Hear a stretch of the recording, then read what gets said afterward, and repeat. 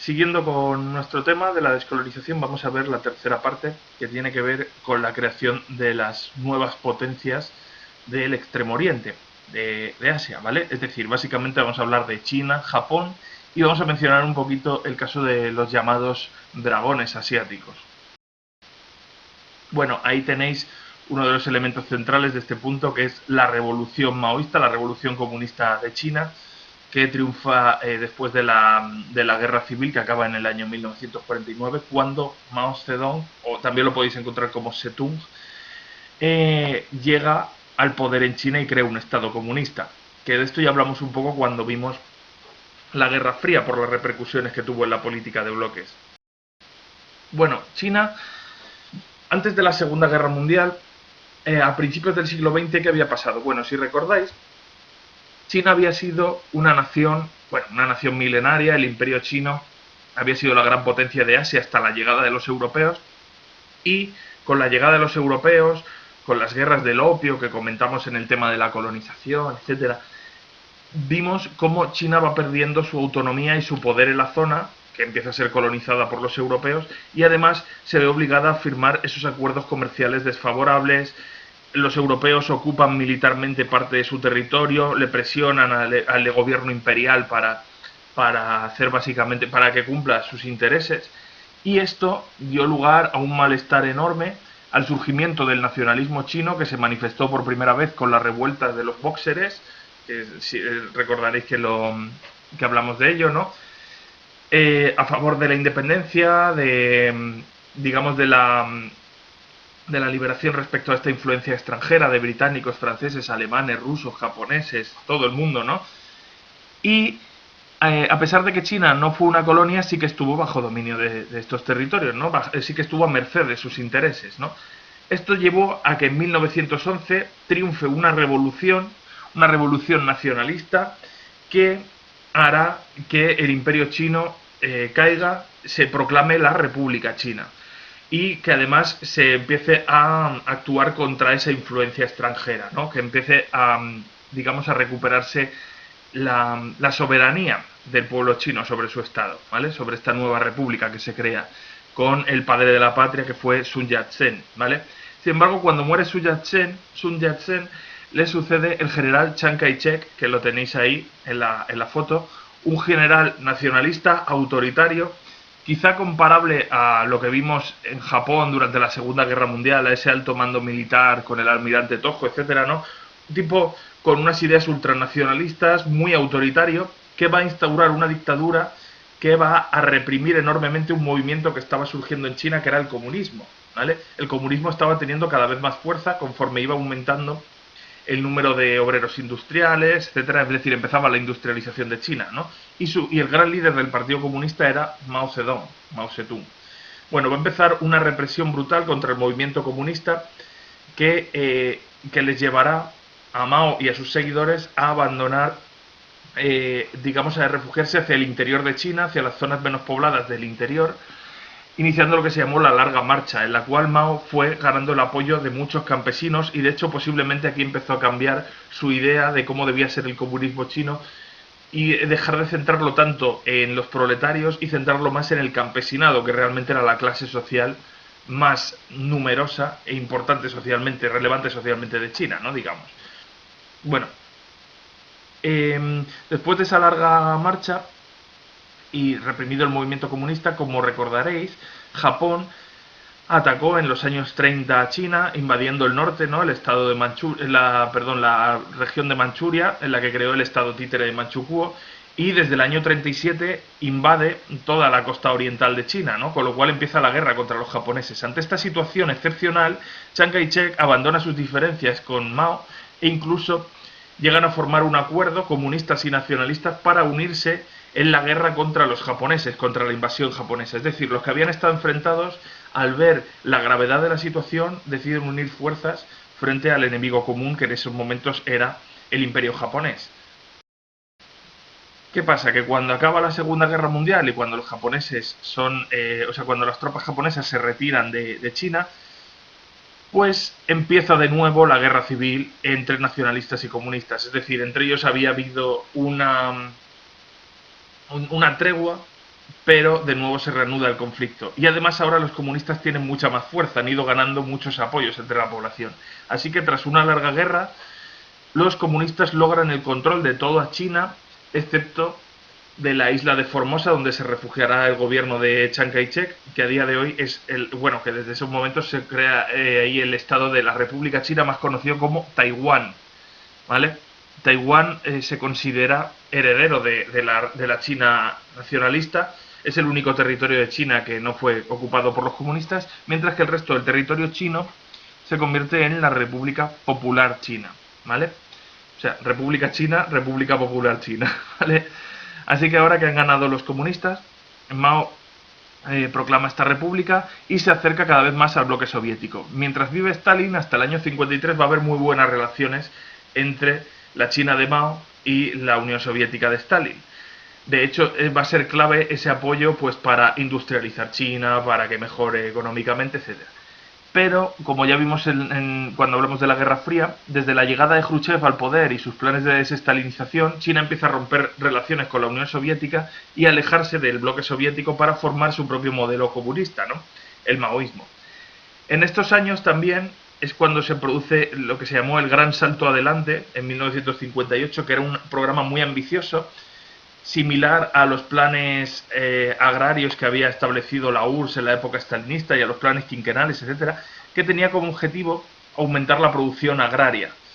¿Qué pasó? Que al fomentar la colectivización, el fin de la propiedad privada, pues eso desincentivó, a las clases propietarias del campo y pasó algo parecido a lo que ocurrió en los años 30 en la Unión Soviética, si recordáis, ¿no? Esa gran hambruna cuando se intentaron crear los sovjoses y koljoses, pasó algo parecido. Se produjo una enorme hambruna que fue un desastre a corto plazo y que dejó, incluso se habla de millones de muertos.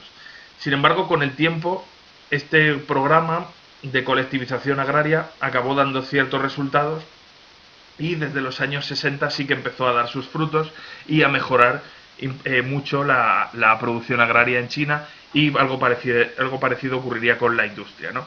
Esto vino acompañado, por supuesto, de una gran represión de aquellos considerados contrarrevolucionarios, enemigos de la revolución, etcétera. O sea, en líneas generales se puede comparar un poco lo que ocurrió en las primeras décadas del maoísmo con lo que ocurrió en la Unión Soviética bajo el régimen de Stalin.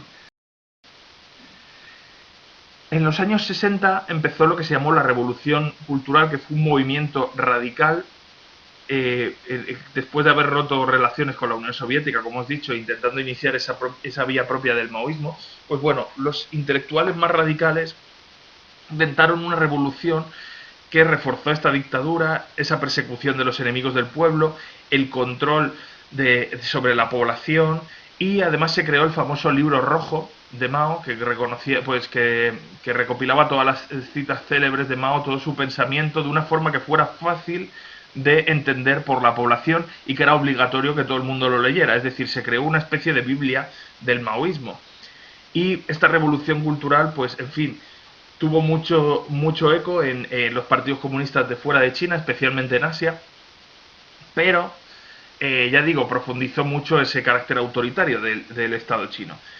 ¿Qué pasa? Que después de esto, es que es muy curioso cómo tiene en común la historia de China, que tiene en común la historia de China con la historia de la Unión Soviética, ¿no?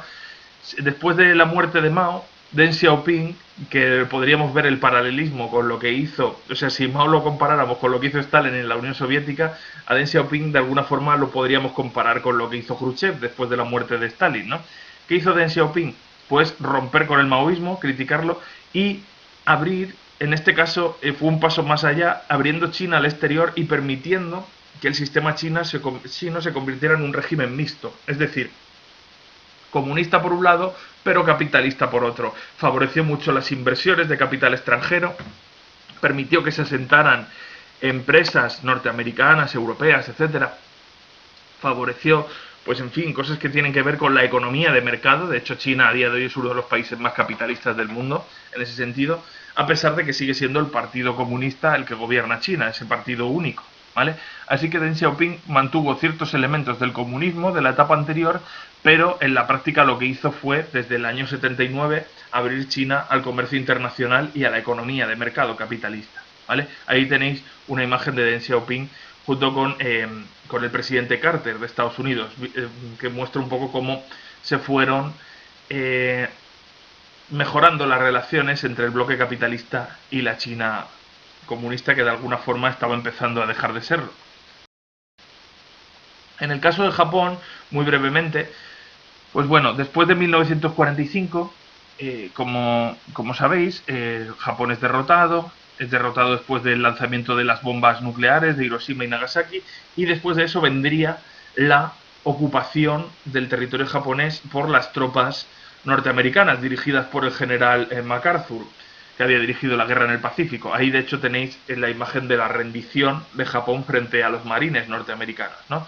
Japón va a ser ocupado durante varios años y desmilitarizado. Se le va a impedir a Japón tener ejército, cosa que sigue existiendo hasta el día de hoy. Japón depende militarmente de los Estados Unidos, no tiene un ejército propio, o al menos no tiene un ejército, o sea, tiene un ejército mínimo, unas fuerzas armadas mínimas, y depende para su defensa de Estados Unidos, a pesar de ser una de las grandes potencias del mundo. Y esto viene del contexto generado después de la Segunda Guerra Mundial, cuando el Imperio japonés, la armada imperial japonesa desaparece, y desaparece ese gran ejército que había tenido, que le había permitido dominar gran parte del Pacífico y de Asia, ¿vale? Por supuesto, pierde sus colonias también, empieza la liberación de Corea, que ya vimos cómo dio lugar a la guerra de Corea en el contexto de la Guerra Fría, el abandono de China, etcétera, ¿no? Y bueno, Estados Unidos, como ya digo, ocupa militarmente Japón, condena a los principales dirigentes del periodo anterior, y eso sí, MacArthur da orden expresa de que al emperador Hirohito no se le quite el poder y se proclama una república en Japón, porque consideraban que era tal digamos, el halo de sacralidad, es decir, se consideraba al emperador como una especie de dios viviente. Lo veían tan importante para la cultura japonesa la figura del emperador, que consideraban que si los norteamericanos quitaban del poder a Hirohito, eso provocaría una rebelión contra la ocupación norteamericana y se reanudaría la guerra, ¿no? Así que Hirohito se mantuvo en el poder hasta su muerte en los años 80, a pesar de sus responsabilidades también durante la Segunda Guerra Mundial. Japón siguió siendo un imperio, pero dominado por los Estados Unidos, hasta que en el contexto de la Guerra Fría, y sobre todo con el estallido de la Guerra de Corea, se vio a Japón un gran aliado en el Pacífico frente a los estados comunistas como podían ser Corea del Norte, China, la Unión Soviética.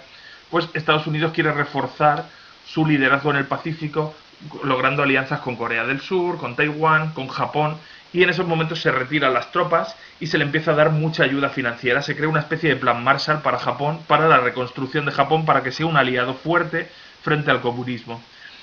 La economía japonesa, por tanto, empieza a crecer de forma espectacular entre los años 50 y 70, debido, pues, por un lado, a las ayudas norteamericanas, por otro lado, a la fuerte iniciativa de los propios japoneses, ¿no? A la cultura del trabajo, del esfuerzo de los propios japoneses, a esa mentalidad que ya se había aplicado en la Revolución Meiji y que, en fin, de laboriosidad, de sacrificio del individuo en favor del Estado incluso, ¿no?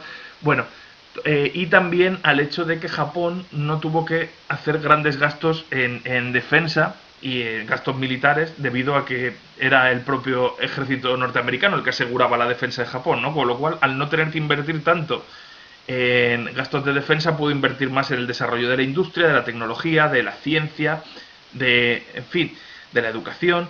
Y esto hizo que hacia los años 70, 80, Japón fuera ya una de las grandes potencias del mundo, ¿no? Y de hecho, a principios del siglo XXI era la gran potencia mundial después de Estados Unidos, hasta que China se le adelantó, ¿no? Y a día de hoy sigue siendo un enorme gigante, pues sobre todo en aspectos que tengan que ver con la industria tecnológica, de alta tecnología de vanguardia, ¿no? En fin, con diferentes industrias como el automóvil, etcétera. Japón sigue siendo una de las grandes potencias mundiales. Y por último, para acabar esta parte del tema, estarían los llamados dragones asiáticos, ¿no? Que obviamente es un título que se lo pusieron los occidentales, ¿no? Pues por ese exotismo que tenía la figura del dragón en la cultura asiática, ¿no? Bueno, a veces se les ha llamado también los tigres asiáticos, pero normalmente se les conoce como los dragones asiáticos. ¿A qué hace referencia esto? Pues a países que se industrializaron desde la segunda mitad del siglo XX y que aumentaron mucho sus exportaciones al resto del mundo, destacando generalmente en alguna industria concreta, y que les permitió obtener tasas de crecimiento comparables a las del primer mundo, ¿vale?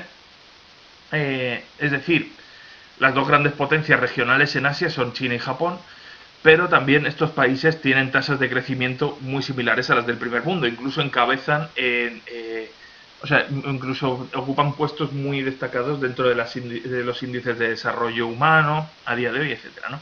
Los cuatro dragones asiáticos son Taiwán, ¿vale? El heredero de la antigua República China, ¿no? Donde se refugió el gobierno nacionalista chino, que aumentó mucho sus exportaciones, su industria, y a día de hoy sigue siendo una de las potencias del Pacífico. Corea del Sur, quizá el más desarrollado de todos estos países, ¿vale? Singapur, que dejó de ser colonia británica en 1965, y Hong Kong, que estuvo bajo administración británica hasta el 99 y que luego pasó a ser administrado por los chinos, ¿no? Y que creció enormemente. Hong Kong siempre tuvo una gran autonomía desde la Segunda Guerra Mundial hasta la actualidad, que parece que va a ser integrado en el Estado chino, ¿no?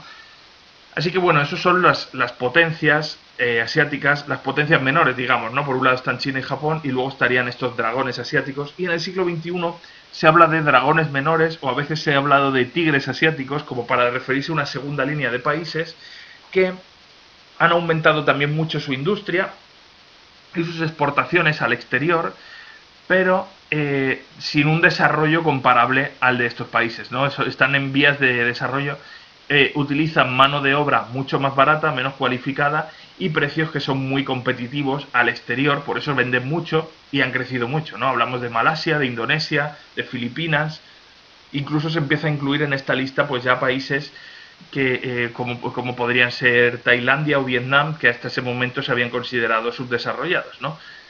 Así que bueno, eso es un poco a lo que se refieren con los llamados dragones asiáticos. Dejamos aquí esta parte del tema.